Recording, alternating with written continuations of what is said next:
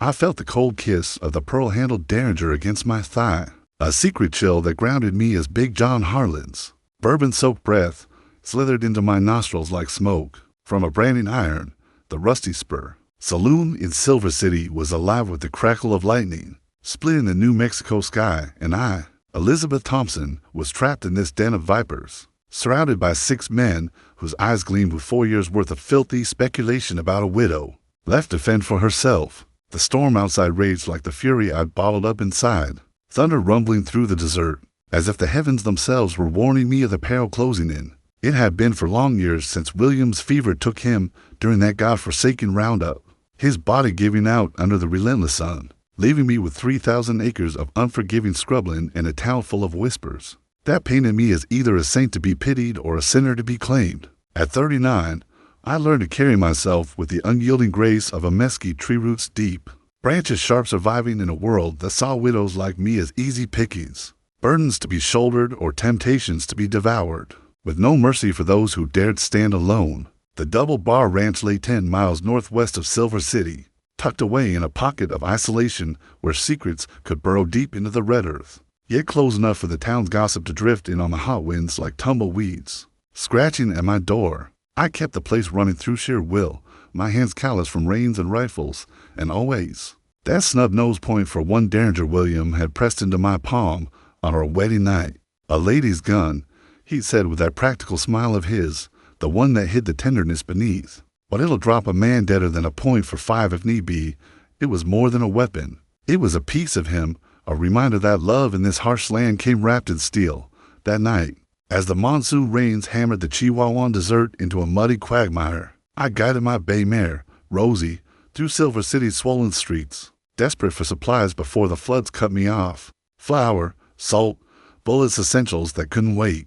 But the deluge had other ideas, turning the roads to rivers and forcing me into the rusty spur, a place no respectable woman entered after dusk unless she had no choice. Propriety was a luxury I couldn't afford when survival hung by a thread. Inside, the air was thick with cigar haze, the sharp bite of rock-gut whiskey, and the painted ladies who lounged like cats in heat, their laughter a brittle shield against the leers of rough men. I slipped into a shadowed booth, my sapphire velvet gown, the last remnant of William's prosperous days clinging to me like a second skin, drawing eyes like moths to a lantern flame. It was out of place here, a whisper of elegance in a roar of crudity, but it was all I had left of the woman I'd been before the frontier stripped me bare. I ordered black coffee, strong enough to cut through the fog in my mind, and tried to ignore the stare's burning holes in my resolve. My thoughts drifted to the ranch, to the cattle lowing in the distance, to the empty bed that waited like a ghost. Loneliness had become my constant companion, a shadow that whispered doubts in the quiet hours. Was I fooling myself, thinking I could hold this land alone? But then Big John Harlan made his move, his heavy boots thudding across the warped floorboards, silencing the room like a predator's approach. John owned the biggest feed store in town and half the silver claims snaking through the Gila mountains. He was a man built like a barrel, with hands that crushed what they touched. And for aching years, he'd set his sights on me, not just my land, but me, as if I were another claim to stake. Storm's gift, ain't it? He boomed, his voice echoing off the tin ceiling. His cronies, 5 hard-eyed miners with pistols slung low, forming a loose ring round my booth, like vultures circling the dying steer. Lonely widow like you needs company on nights like this. Been wondering what you do all alone out there on that spread. My spine stiffened like a rifle barrel, heart pounding in my chest, as memories of his previous advances flashed daylight propositions in the mercantile, brushed off with witnesses around. But here, in the dim glow of oil lamps, with the storm trapping us all, the rules had shattered. Just passing the weather, Mr. Harlan, I replied, my voice steady as I could make it. Though inside, fear coiled like a rattler in my gut. My fingers slipped beneath the table, finding the derringer's familiar curve hidden in the folds of my skirt. He leaned in closer, his meaty hand shooting out to clamp my arm in a vice grip that reeked of sweat and unchecked entitlement. Time to get neighborly, sweetheart, he slurred, his breath hot and foul, pulling me half out of my seat. Panic surged, but so did the fire William had ignited in me, the refusal to break. In the far corner, I caught a glimpse of a rugged stranger, his fist clenching white-knuckled on the table, thumb hooking casually near a well-worn Navy revolver tucked in his belt. His eyes, sharp as a hawk's, locked on the scene, and the air hummed with impending chaos, thick as the ozone before a strike. I yanked free with a twist that surprised even me, the derringer whipping out like a flash of lightning, its hammer cocking with a metallic snap that cut through the thunder outside. "Touch me again, and you'll meet your maker with a hole where your heart should be," I warned, my voice ice cold, born from years of facing down rustlers and rattlesnakes alone. The saloon fell silent, every eye on the twin barrels centered on John's chest. His face cycled through shock, then twisted into rage, veins bulging like ropes on his neck. But my gaze didn't waver. It held the unblinking resolve of a woman who'd stared into the abyss and come back swinging. His men shifted uneasily, hands twitching toward holsters, but they sensed the steel in my soul, the willingness to pull that trigger and damn the consequences. "This ain't finished," John growled, stepping back with hands raised in mock surrender, his eyes promising retribution. The crowd parted like the Red Sea as I strode toward the swinging doors, my velvet skirts whispering against my legs, the rain outside suddenly seeming a kinder fate than the storm I'd just weathered. But as the cold downpour soaked me to the bone, my hands trembled on the reins, vulnerability cracking through my armor like fissures in parched earth. I mounted Rosie and rode into the night, heart racing not just from fear, but from the raw ache of isolation that no derringer could shoot away. Come morning, the sun clawed its way over the Gila peaks, drying the mud into cracked patterns like the lines on my face. I was out in the corral, forking hay to the horses, when I heard the approach of hoofs steady, purposeful. Wiping sweat from my brow, I turned to see a stranger riding up, his sorrel gelding stepping light, the man's skin sparse and tied tight behind the saddle. He was lean as a whipcord, sun-weathered skin stretched over sharp features, eyes the color of a winter storm.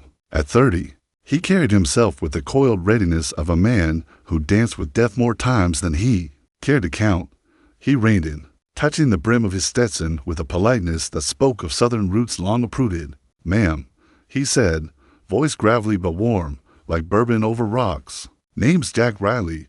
Looking for work." I studied him, my calico day dress practical and faded, yet somehow feeling to revealing under his gaze. Curiosity edged out wariness. There was something in his steady eyes that didn't leer, but so really saw the woman beneath the widow's veil. "You're on my land," I challenged, though my tone held more intrigue than ire. Men had come before, drawn by rumors of my independence, but this one, he felt different. "Apologies if I'm intruding," he replied, "no excuses. Just honesty that disarmed me like a gentle hand on a skittish colt. Saw you handle yourself in the saloon last night. Figured a woman like that might need a hand that knows trouble." I couldn't help a wry smile.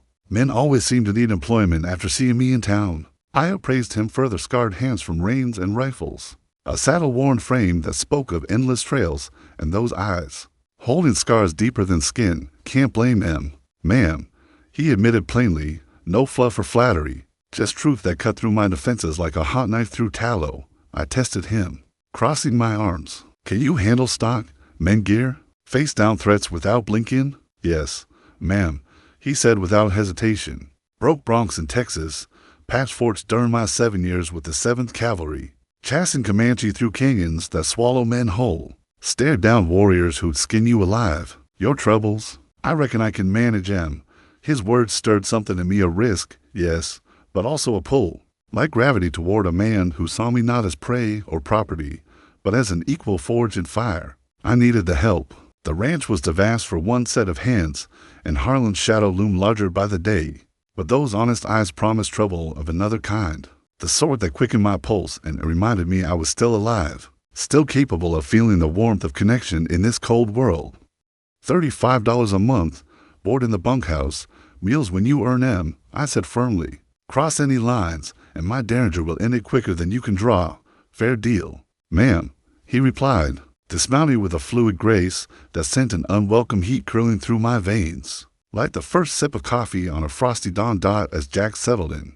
The ranch came alive in ways it hadn't since William's passing. He worked from sunup to sundown, taming mustangs with whispers instead of whips. His patience a balm to their wild spirits and, I admitted to myself in quiet moments, to mine. I'd catch glimpses of him shirtless in the heat, muscles rippling under sun-bronzed skin as he hammered fence posts, and I'd turn away, cheeks flushing, scolding myself for thoughts that had no place in a widow's heart.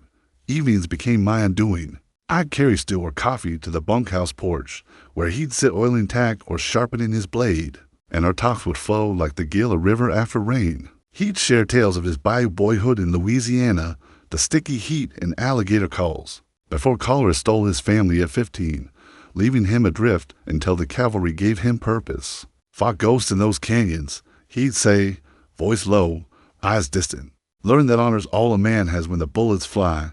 I'd open up in turn. Speaking of my Boston roots, the stifling society balls where I'd met William in an arranged match for security, not sparks. It grew into something real, I confess, under the stars. Watching his hands work leather with infinite care, imagining those fingers tracing my skin. Quiet companionship, like a steady flame.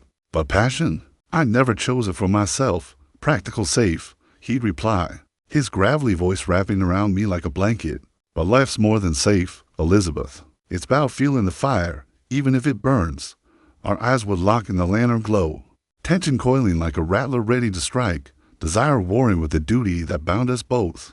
I'd linger longer than needed, noting the way sweat glistened on his neck, the quiet strength that filled the empty spaces William had left. He patrolled the homestead at dusk, his presence a solid wall against the world's cruelties. And I'd feel a void I'd ignored for years begin to ache with possibility, but honor held us back. A fragile barrier against the storm building inside, until whispers from town reached me old Mrs. Larkin, the mercantile widow with her sharp tongue and sharper eyes, clucking about Harlan's growing obsession. He's hearing more men, dearie, she'd warned during my last supply run, her voice laced with pity. Says that land's too good for a woman alone. Watch your back. And then there was young Billy Tate, the freckle-faced stable boy from Silver City, who'd taken to delivering messages for extra coin. Mr. Harlan's been a skin about you, Mom. He'd stammered one afternoon, eyes wide. Says you're playing with fire. Hearing that stranger, their words gnawed at me, highlighting the isolation, the societal chains that branded me unnatural for daring to thrive without a man. But with Jack around, I felt a spark of hope, a healing whisper that maybe, just maybe, I wasn't meant to walk this path alone.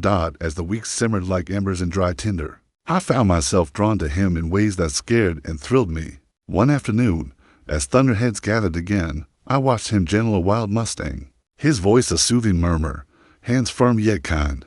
My heart twisted with longing not just for touch, but for the partnership I glimpsed in his eyes, the kind that could mend the fractures loss had carved in my soul. Little did I know, John Harlan was about to shatter our fragile peace, turning whispers into roars and forcing us into a dance of danger and desire that would test every ounce of our resolve.